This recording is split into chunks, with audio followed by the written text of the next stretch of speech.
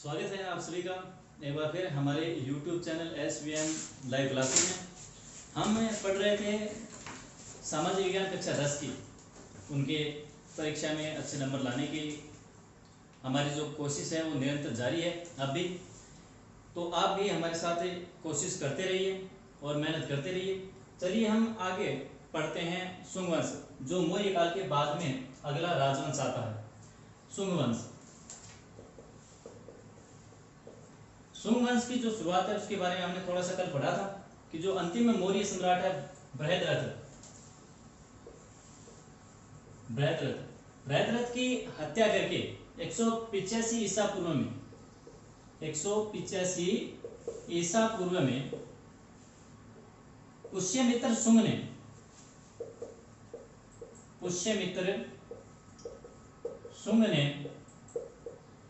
शुंग वंश की स्थापना की। 185 ईसा पूर्व में पुष्यमित्र शुंग ने शुंग वंश की स्थापना की, जो अंतिम मौर्य सम्राट बृहद्रथ के सेनापति थे। और बृहद्रथ को मारकर उसकी हत्या करके पुष्यमित्र शुंग ने शुंग वंश की स्थापना की थी 185 ईसा पूर्व में, उसी मगध क्षेत्र में। उसके बाद में इसके बारे में इंपॉर्टेंट बात आती है कि पुष्यमित्र शुंग ने अश्वमेध यज्ञ किया था। अश्वमेध यज्ञ किया था। कितनी बार? 2 बार अश्वमेध यज्ञ किया था। और इस अश्वमेध यज्ञ के दौरान उनके जो पुरोहित थे, अश्वमेध यज्ञ को कराने वाले जो पुरोहित थे, उनका नाम आता है पतंजलि। तो पतंजलि ने अश्वमेध यज्ञ पूर्ण करवाया था पुष्यमित्र शुंग के समय। पुष्यमित्र शुंग का जो शासनकाल है वो 151 ईसा पूर्व तक था। पुष्यमित्र शुंग का शासनकाल 185 ईसा पूर्व से 151 ईसा पूर्व तक। इतनी जानकारी है हमारी पुस्तक में पुष्यमित्र शुंग के बारे में। उसके बाद में अगले जो शासक हैं उनका विस्तृत विवरण है नहीं, उनके सिर्फ नाम दिए हुए हैं। तो कौन कौन से हैं अगले शासक? अगले शासकों में नाम आता है, पहले नाम आता है अग्निमित्र का, अग्निमित्र। उसके बाद में नाम आता है, अग्निमित्र के बाद में ज्येष्ठमित्र, भद्रक,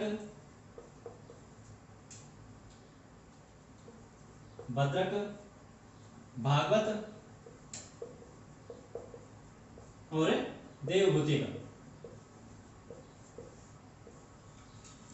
ये पुष्यमित्र शुंग के बाद में अगले शासक हैं शुंग वंश के, जिनका नाम हमारी पुस्तक में दिया हुआ है। अग्निमित्र है, ज्येष्ठमित्र है, भद्रक है, उसके बाद में भागवत है और देवभूति है।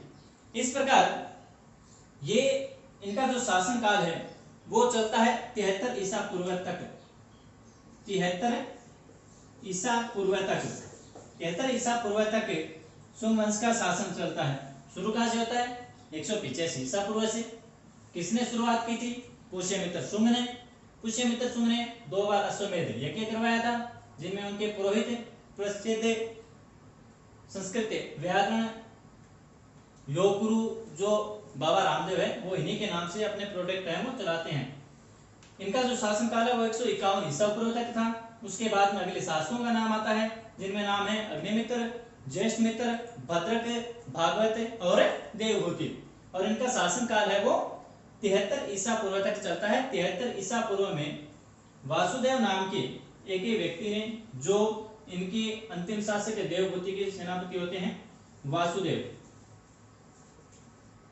तो उन्होंने देवभूति को अपदस्थ करके उनके पद से हटाकर स्वयं अपना शासन वो शुरू कर देता है वासुदेव। तो 73 ईसा पूर्व के बाद में अगला वंश है वो शुरू होता है कण्व वंश। और इस वंश की हमारी पुस्तक में कोई जानकारी है नहीं। तो ये था शुंग वंश, इतनी जानकारी दी हुई है हमारी पुस्तक में। चलिए अब आगे अगला जो राजवंश है उसकी बात करते हैं। अगला राजवंश है सातवाहन वंश। अगला राजवंश है सातवाहन वंश। शुंग वंश के बाद में कर्ण वंश आता है और कर्ण वंश के बाद में सातवाहन वंश की शुरुआत होती है। तो सातवाहन वंश की शुरुआत मानी जाती है 60 ईसा पूर्व से, 60 ईसा पूर्व से। और सातवाहन वंश की शुरुआत की किसने थी? सिमुक नामक एक व्यक्ति ने, सिमुक नामक व्यक्ति ने सातवाहन वंश की शुरुआत की थी। इस वंश का एक दूसरा नाम और मिलता है आंध्र वंश। आंध्र वंश, सातवाहन वंश को ही आंध्र वंश के नाम से भी जाना जाता है। तो सिमुक है वो इसके पहले शासक होते हैं। इस वंश के जो मूल पुरुष हैं 60 ईसा पूर्व में इस वंश की शुरुआत की थी। इस वंश की जो शुरुआत है वो दक्षिण भारत में होती है।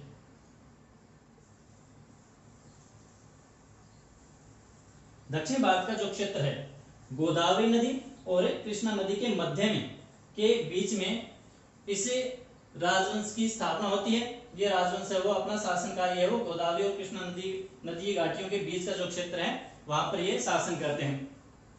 उसके बाद में सिमुक का जो शासनकाल है वो 37 ईसा पूर्व तक माना जाता है। 37 ईसा पूर्व तक। 60 ईसा पूर्व में सिमुक ने सातवाहन वंश की गोदावरी और कृष्णा नदियों के बीच में सातवाहन वंश की स्थापना की थी और इनका शासनकाल है वो 37 ईसा पूर्व तक माना जाता है। उसके बाद में अगले जो शासक हैं सातवाहन वंश के इंपॉर्टेंट शासक हैं जिनका नाम आता है सातकर्णी। सातकर्णी ने अपने साम्राज्य का विस्तार किया था और इन्होंने अपनी नई राजधानी बनाई थी प्रतिष्ठान, जो वर्तमान महाराष्ट्र का पैठण क्षेत्र है। पैठण क्षेत्र है प्रतिष्ठान। प्रतिष्ठान को राजधानी बनाया था सातकर्णी ने। दक्षिण भारत में ये दक्षिण भारत है। यहां पर सार्वभौम सत्ता यानी एक छत्र शासन करने वाला, सार्वभौम सत्ता स्थापित करने वाला जो सातवाहन वंश का शासक था वो था सातकर्णी प्रथम। सातकर्णी के नाम से कई शासक हुए हैं। ये जो राजवंश है इनमें जो शासक होते हैं वो अपनी माता का नाम अपने नाम से पहले वो लेते हैं। तो आगे के जो शासक हुए हैं उनमें उनकी माता का नाम उनके नाम से पहले आता है। उसके बाद में सातकर्णी के बाद में अगले जो शासक हैं उनका नाम आता है गौतमीपुत्र सातकर्णी। सातकर्णी की जब मृत्यु हुई थी तो दक्षिण भारत में हम बात करें तो पश्चिमी दक्षिण भारत, इस क्षेत्र में शकों ने आक्रमण करने शुरू कर दिए थे। शकों के आक्रमण है वो शुरू हो गए थे सातकर्णी की मृत्यु के बाद में। तो इसके बाद में जो 23वें शासक है उनके बारे में थोड़ा जिक्र आता है गौतमीपुत्र सातकर्णी। गौतमीपुत्र सातकर्णी का, तो गौतमीपुत्र सातकर्णी ने इन शकों को पराजित करके कुछ हिस्सा इनसे प्राप्त कर लिया था और अपनी जो सत्ता है वो फिर से कायम की थी दक्षिण भारत में। लेकिन पूर्ण रूप से ये जो शक थे वो इस क्षेत्र से नहीं गए थे। इसे पश्चिमी क्षेत्र में इन शकों का शासन था जिन्हें पश्चिमी क्षत्रप के नाम से भी जाना जाता है। पश्चिमी क्षत्रप के नाम से जाना जाता है इनको, शकों को, जिन्होंने दक्षिण भारत में पश्चिमी क्षेत्र पर शासन किया था, अपने कब्जे में ले लिया था उस क्षेत्र को। उसके बाद में हम बात करते हैं अश्वमेध यज्ञ भी इन दोनों शासकों ने किए थे। अश्वमेध यज्ञ के बारे में भी जिक्र आता है सातकर्णी, गौतमीपुत्र सातकर्णी के बारे में। गौतमीपुत्र सातकर्णी ने जो शक्ति सातकर्णी की मृत्यु के बाद में समाप्त हो रही थी उसको फिर से कायम किया, अपने साम्राज्य का विस्तार किया था। उसके बाद में अगले जो शासक हैं उनका नाम आता है वशिष्ठ पुत्र पुलुआमी। वशिष्ठपुत्र पुलवामी। वशिष्ठपुत्र पुलवामी ने क्या किया कि जो उज्जैन का क्षेत्र था, उज्जैन का जो क्षेत्र था वहां पर जो क्षत्रप थे उनको हराकर उस क्षेत्र पर अपना कब्जा कर लिया था। और पश्चिमी जो क्षत्रप थे उनको भी हराया था। किसकी मदद से? एक शासक था इस क्षेत्र में, रुद्रदामन जिसका नाम था, रुद्रदामन। इस क्षेत्र में एक शासक था रुद्रदामन। तो उसके साथ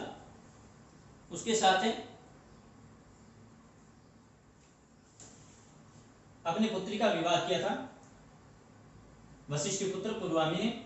और इस क्षेत्र पर जो क्षेत्र था उज्जैन का, उस पर रुद्रदामन का शासक था और इसको वहां से हटाकर स्वयं उस क्षेत्र को अपने कब्जे में ले लेते हैं वशिष्ठपुत्र पुलवामी।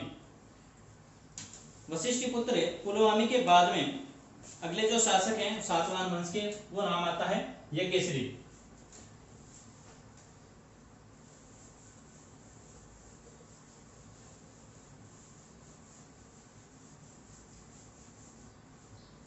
अगले शासक हैं यज्ञश्री। यज्ञश्री अगले शासक का नाम आता है। 27वें नंबर के शासक थे यज्ञश्री सातकर्णी है। यज्ञश्री सातकर्णी 27वें नंबर के शासक थे। तो इन्होंने उज्जैनी के जो क्षेत्र थे उनको पूर्ण रूप से वहां से हटा दिया था और उज्जैन का पूरा क्षेत्र शामिल कर लिया था अपने क्षेत्र के अंतर्गत, यानी संपूर्ण दक्षिण भारत पर फिर से इन्होंने अपनी सत्ता है वो स्थापित कर ली थी। सातवाहन वंश में जो शासक थे उन्होंने कई तरह की मुद्राएं चलाई थी। उन मुद्राओं में कौन कौन सी धातुएं थी मुख्य? उनमें थी चांदी, चांदी के बाद में सीसा, तांबा, ये मुख्य धातुएं थी जिनके सिक्के चलाए थे सातवाहन वंश के शासकों ने। ये मुद्राएं चलाई थी।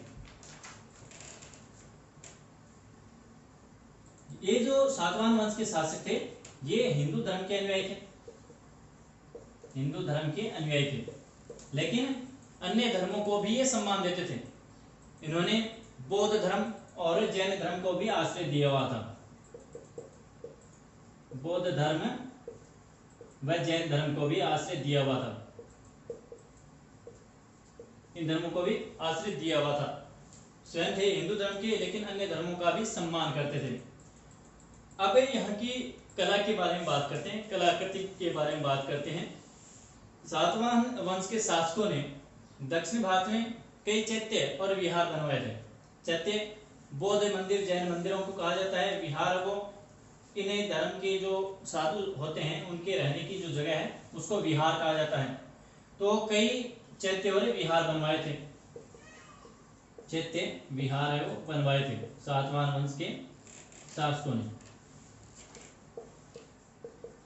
चैत्य और विहार बनवाए थे। इनमें से एक का नाम है वो दिया हुआ है, काफी मुख्य ये चैत्य है, जिसका नाम है कार्ले का चैत्य। कार्ले का चैत्य, इसकी लंबाई दी हुई है 40 मीटर। 40 मीटर लंबाई इसकी दी हुई है और 15 मीटर इसकी ऊंचाई दी हुई है। ये सातवाहन वंश है वो यहां से समाप्त होता है।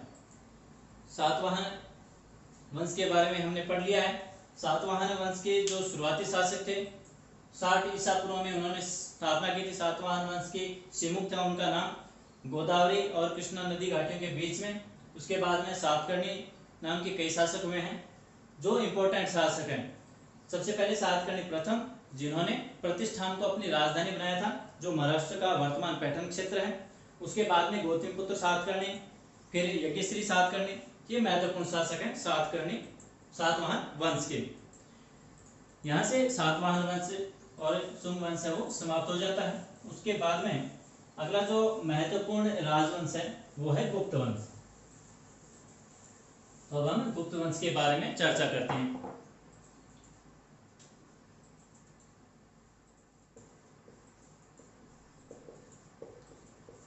गुप्त वंश। गुप्त वंश का जो शासनकाल है वो है 275 ईस्वी से, यहाँ से ईस्वी स्टार्ट हो जाता है, 275 ईस्वी से 550 ईस्वी तक गुप्त वंश का शासन रहता है। गुप्त वंश का जो समय है वो भारत का स्वर्ण काल कहलाता है। बहुत ही इंपॉर्टेंट है, बहुत ही महत्वपूर्ण ये राजवंश है गुप्त वंश। तो भारत का स्वर्ण काल कहलाता है, इनका जो समय है वो स्वर्ण काल। इनमें से इस वंश की जो स्थापना है, जो शुरुआत है, वो श्रीगुप्त नामक व्यक्ति से भी मानी जाती है। श्रीगुप्त ने 275 ईस्वी में गुप्त वंश की स्थापना की थी। उसके बाद में नाम आता है घटोत्कच का, जो श्रीगुप्त के पुत्र हैं।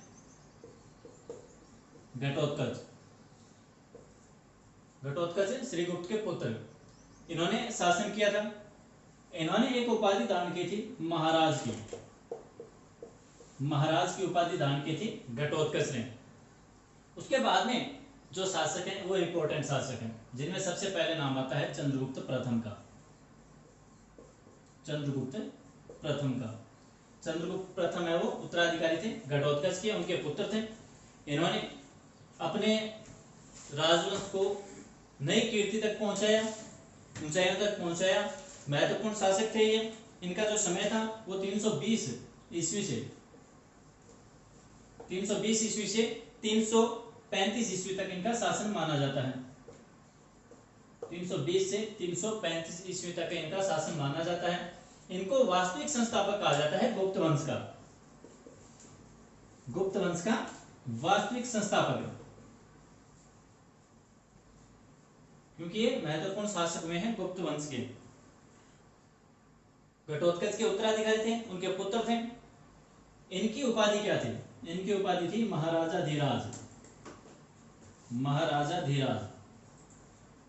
धीराज की उपाधि इन्होंने धारण की हुई थी। घटोत्कच ने महाराज की की जो उपाधि थी वो प्रारंभ में उस समय या प्राचीन भारत में सामंतों की थी। जो महाराज की उपाधि थी वो प्राचीन समय में सामंतों की उपाधि थी, इसलिए चंद्रगुप्त ने महाराजा धीराज की उपाधि है वो धारण की थी। और एक इंपॉर्टेंट बात हो रही थी इनके बारे में, नेपाल का जो क्षेत्र है उस तरफ एक और क्षेत्र पड़ता है लिच्छवी। नेपाल क्षेत्र में पड़ता है ये। लिच्छवी की राजकुमारी जिसका नाम था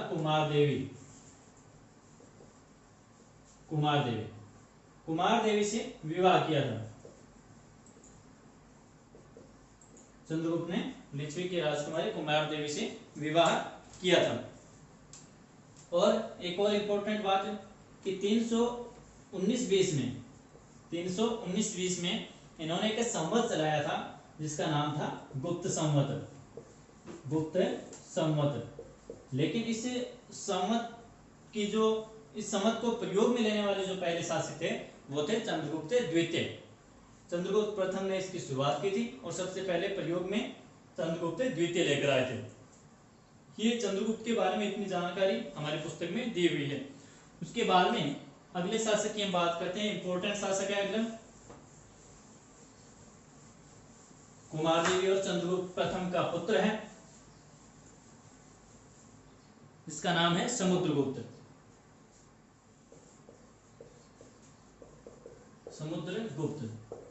शासनकाल 335 से 380 ईस्वी तक। महत्वपूर्ण शासक है। कहा जाता है कि समुद्रगुप्त ने कभी भी अपने जीवन में युद्ध नहीं हारा था। इन्हें 100 युद्धों का विजेता कहा जाता है समुद्रगुप्त को, इसलिए भारत का नेपोलियन कहा जाता है समुद्रगुप्त को। भारत का नेपोलियन।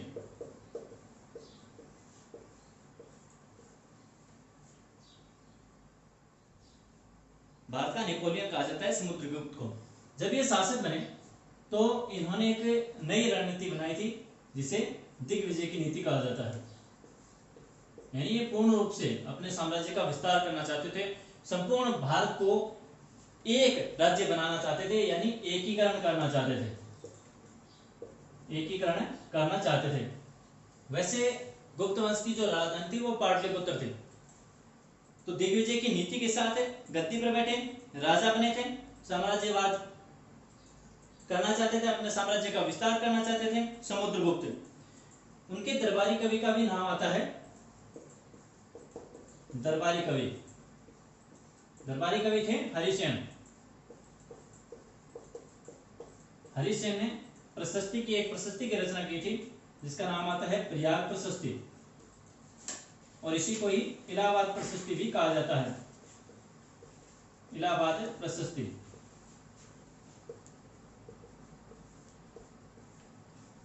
प्रयाग क्षेत्र में जो प्रशस्ति अशोक के स्तंभ पर उत्कीर्ण है, उसी स्तंभ पर यही इलाहाबाद प्रशस्ति भी उत्कीर्ण की गई थी हरिसेन के माध्यम से। और ये एक प्रकार से इलाहाबाद प्रशस्ति की हम बात करें तो ये एक प्रकार से आत्मकथा थी समुद्रगुप्त की, यानी समुद्रगुप्त की हमें संपूर्ण जानकारी है वो इलाहाबाद प्रशस्ति से मिल जाती है। समुद्रगुप्त ने अपने साम्राज्य को, अपने जो जीते हुए क्षेत्र थे, अपने जीते हुए क्षेत्रों को 5 भागों में विभक्त किया था, 5 भागों में विभक्त किया था अपने जीते हुए क्षेत्रों को। उनमें से गंगा यमुना दोआब क्षेत्र, गंगा यमुना दोआब क्षेत्र, गंगा यमुना के बीच की भूमि, गंगा यमुना दोआब। उसके बाद में पूर्वी हिमालय के जो क्षेत्र थे, पूर्वी हिमालय, उसके अलावा पूर्वी विंध्य जो पर्वत क्षेत्र के जो क्षेत्र थे, विंध्य भूमि, पूर्वी विंध्य भूमि। इसके अलावा दक्कन का क्षेत्र, दक्षिण भारत, दक्षिणी भारत। और एक और क्षेत्र है, एक और क्षेत्र है जिसका नाम आता है आटविक क्षेत्र, आटविक, आटविक क्षेत्र। ये 5 जो क्षेत्र थे ये समुद्रगुप्त के जीते हुए क्षेत्र थे, जिनको 5 भागों में बांटा गया था। गंगा यमुना का दोआब क्षेत्र, उसके बाद में पूर्वी हिमालय, पूर्वी विंध्य, आटविक क्षेत्र और दक्षिण भारत का क्षेत्र। उसके बाद में एक और मुख्य जो क्षेत्र है उसका नाम आता है, जिनमें शक और कुषाणों को हराकर उन्होंने अपने साम्राज्य का स्थापना की थी, अपने साम्राज्य को बढ़ाया था। जिनमें इन्होंने शकों को, यहां पर लिख देता हूं, शकों व कुषाणों को हराकर भी इन्होंने, कुषाणों को हराकर उनके क्षेत्रों पर भी अधिकार किया था। ये एक और क्षेत्र है वो शामिल था इनकी विजय क्षेत्रों में। तो शक्तिशाली शासक थे, इंपॉर्टेंट थे, इनके पास नौसेना भी थी, और नौसेना के कारण इन्होंने समुद्री क्षेत्रों को भी, कई समुद्री क्षेत्रों को भी अपने क्षेत्र में शामिल कर लिया था, समुद्री क्षेत्रों को भी जीता था। उसके बाद में इनके बारे में इंपॉर्टेंट बात आती है कि ये विष्णु भक्त थे, विष्णु भक्त, और अन्य धर्मों का भी सम्मान करते थे, विष्णु को मानते थे और अन्य धर्मों का भी सम्मान करते थे। और इनको इनकी मुद्रा पर वीणा बजाते हुए दिखाया गया है, वीणा बजाते हुए, यानी ये ललित कलाओं में निपुण थे, ललित कलाओं में निपुण थे, ललित कलाओं में निपुण थे। ये इंपॉर्टेंट बात है समुद्रगुप्त के बारे में। समुद्रगुप्त का जो शासनकाल है वो 335 से 380 ईस्वी तक माना जाता है। समुद्रगुप्त को भारत का नेपोलियन कहा जाता है। क्यों कहा जाता है? क्योंकि इन्होंने अपने जीवन में एक भी युद्ध है वो नहीं हारा था। इन्हें 100 युद्धों का विजेता कहा जाता है नेपोलियन को। दिग्विजय की नीति अपनाई थी जब ये राजा बने थे, उस समय भारत का एक करना चाहते थे, एकीकरण की नीति थी, साम्राज्यवाद की नीति थी, अपने साम्राज्य को बढ़ाना चाहते थे। इनके दरबारी कवि थे हरिसेन, जिन्होंने इलाहाबाद प्रशस्ति की रचना की थी। इसी प्रशस्ति को प्रयाग प्रशस्ति के नाम से जाना जाता है। फिर इनके जो जीते हुए क्षेत्र हैं, जो विजित क्षेत्र हैं, उनको 5 भागों में बांटा गया था। गंगा यमुना दोआब क्षेत्र, उसके बाद में पूर्वी हिमालय का क्षेत्र, उसके बाद में पूर्वी विंध्यन क्षेत्र, आठवीं क्षेत्र और दक्षिण भारत के क्षेत्र। इनके अलावा शकों और कुषाणों को भी हराकर उनके क्षेत्रों पर भी कब्जा किया था। ये विष्णु भक्त थे। मुद्राओं पर इनको वीणा बजाते हुए दिखाया गया है, जिससे यह पता चलता है कि ये ललित कलाओं में निपुण थे। इन्होंने कई कवियों को, कई विद्वानों को आश्रय भी दिया हुआ था। उसके बाद में अगले जो इंपॉर्टेंट शासक हैं उनकी हम बात करते हैं। उसके बाद में अगले इंपॉर्टेंट शासक है जिनका नाम है चंद्रगुप्त द्वितीय। सबसे पहले चंद्रगुप्त प्रथम, उसके बाद में समुद्रगुप्त, समुद्रगुप्त के बाद में चंद्रगुप्त द्वितीय। चंद्रगुप्त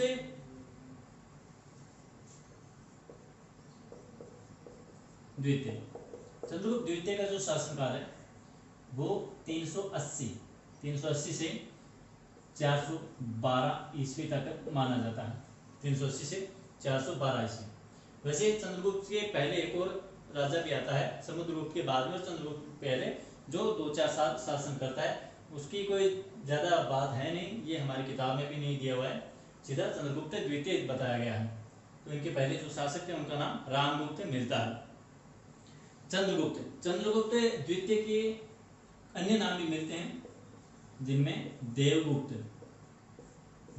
नाम मिलता है। उसके अलावा देवराज नाम भी मिलता है। देवराज व देवगुप्त चंद्रगुप्त द्वितीय के अन्य उपनाम भी मिलते हैं। इनके दरबार की हम बात करें तो इनके दरबार में नवरत्न थे। नवरत्न जैसे अकबर के दरबार में थे नवरत्न, इनके दरबार में भी थे। इन्होंने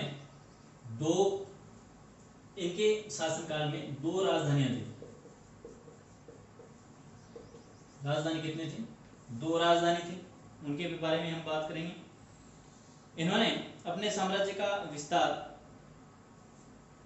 वैवाहिक संबंधों और विजयों के तहत बढ़ाया।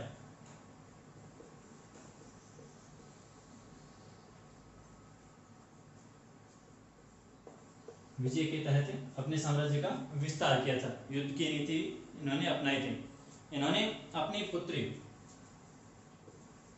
का नाम है प्रभावती का विवाह किया था वाकाटक नरेश के साथ। वाकाटक नरेश के साथ इन्होंने अपनी पुत्री का विवाह किया था, जिसका नाम मिलता है रुद्रसेन के साथ। विवाह के कुछ वर्षों पश्चात रुद्रसेन की मृत्यु हो जाती है और इस वाकाटक क्षेत्र को अपने अधिकार में ले लेती है प्रभावती।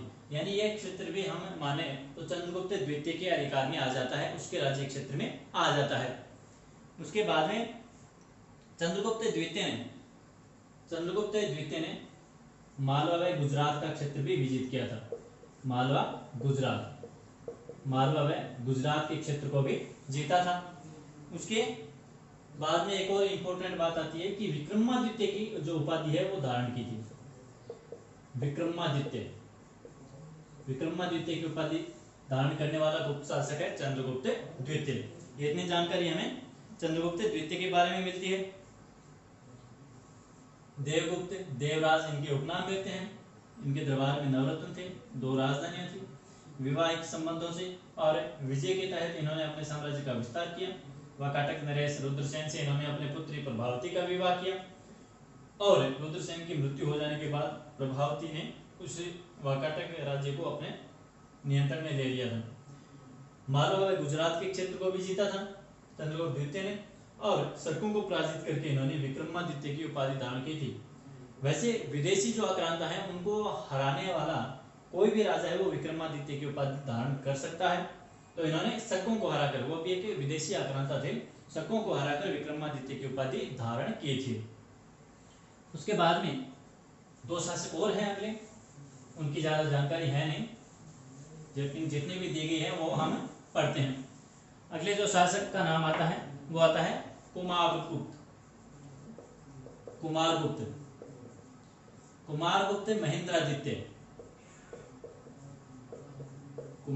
महेंद्रादित्य। इनका जो शासनकाल है, इनका शासनकाल 414 से 455 ईस्वी तक मिलता है।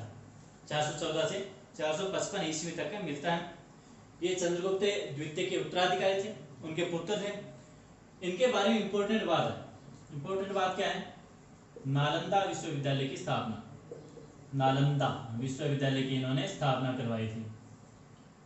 नालंदा विश्वविद्यालय की स्थापना करवाई थी। नालंदा विश्वविद्यालय बिहार में पड़ता है,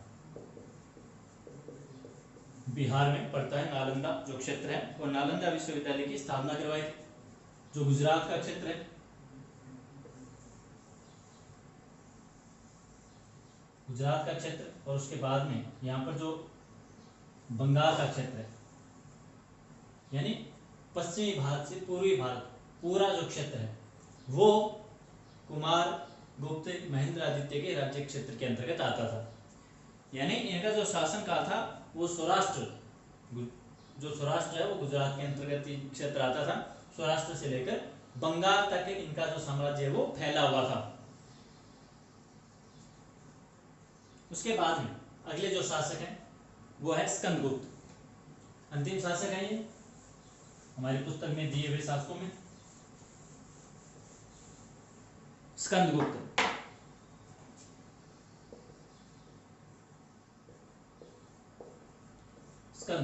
स्कंदगुप्त का जो शासन काल है वो 455 ईस्वी से 455 से 467 ईस्वी तक का था।